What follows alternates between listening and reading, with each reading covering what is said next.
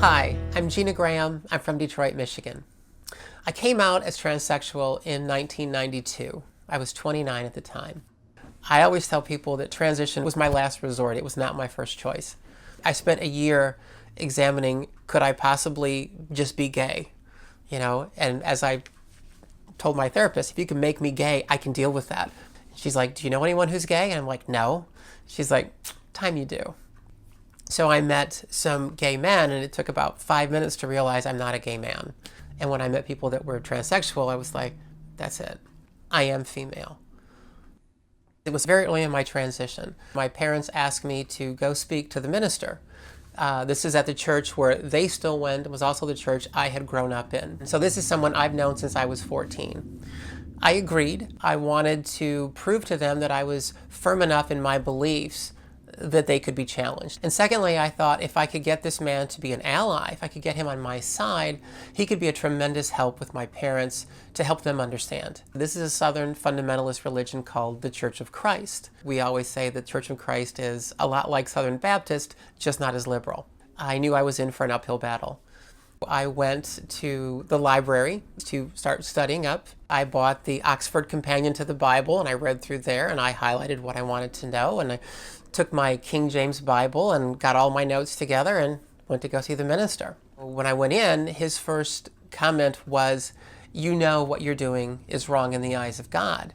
And I said, actually, no, I think that what I'm doing is perfectly fine in the eyes of God. I said, let me ask you a question. I said, is the Bible the absolute truth word of God, or is it a story of metaphors? And he said, no, it is the absolute truth word of God. And I said, so then the Garden of Eden would be the high point of God's creation. That was his initial untouched creation. He said, yes. And I said, then where's the minister? There's no minister or church in the Garden of Eden. And he started to get quiet. And so he goes to Leviticus and he quotes, the man shall not lie with another man.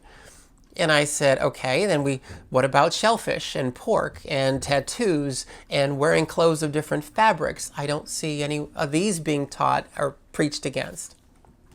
So then he goes to Deuteronomy, where it's a man shall not dress as a woman, nor a woman dress as a man.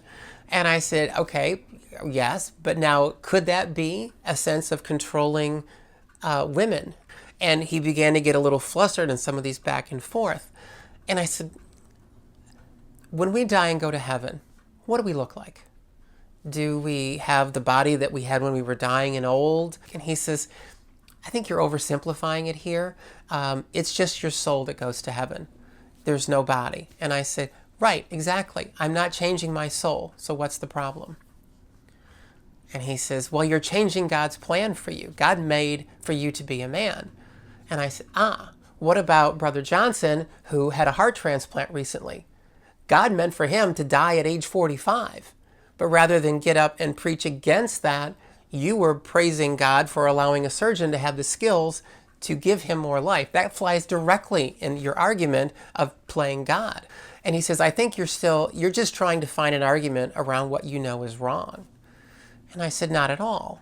We're supposed to be New Testament Christians. So Leviticus, Deuteronomy, all this stuff is irrelevant. Jesus fulfilled that. So show me in the New Testament. Tell me why I'm wrong. And he says, well, I can't tell you why it's wrong. I just know that it is. And I said, well, that's your personal opinion, and you're entitled to that. But your job is to preach what's in the book. So if you can't show me in the book where this is wrong, then you can't get up in that pulpit and preach that it is. And I was wrong, because 2 weeks later, he did exactly that. He got up and he gave a lesson on a Sunday, preaching against the evils of this, as my parents and my sister and my aunt sat in the audience and listened. It was illuminating, because I felt he wanted me to be repentant when I came in, a sense of asking for forgiveness and all of this. And actually, I was more defiant. You can back up anything you want to believe in the Bible. You can find a verse to do that. If you choose to believe in slavery, you can find a verse to back it up.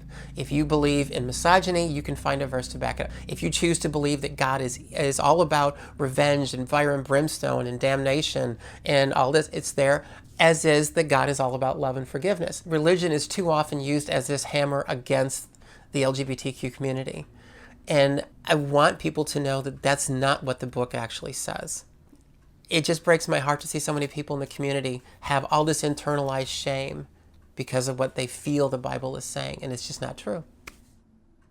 Within a year or two, that minister left, a new minister came in, complete opposite. He was completely on board with my being transsexual, with my transition, and helped my parents through it. His first words to me were, "Hey girl, come on in here." And I was like, wow, okay. And we talked the same way that I talked to him with the first minister. And he said, there are just some things that are best left to God, and it's not our job to judge. And he told my parents, this is not a sin. Welcome your daughter. This is not a sin. That right there was all I ever wanted.